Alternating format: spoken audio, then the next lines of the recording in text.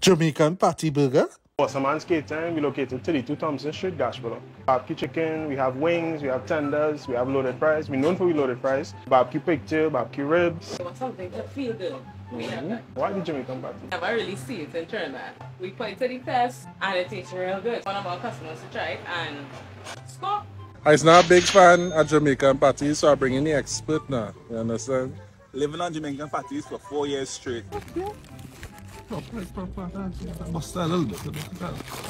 Get that thing. Yeah, Ooh, it's literally just. What is this, man? The meat is very well seasoned. It's soft and nice and fresh.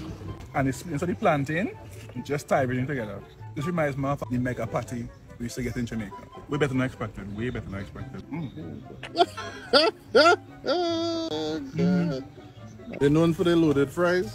We have one here with beef. More meat than fries. What is this? Beef, well seasoned to the point where it's almost sweet. I like how the cheese adds a light salty note. Especially the plantain. Mwah!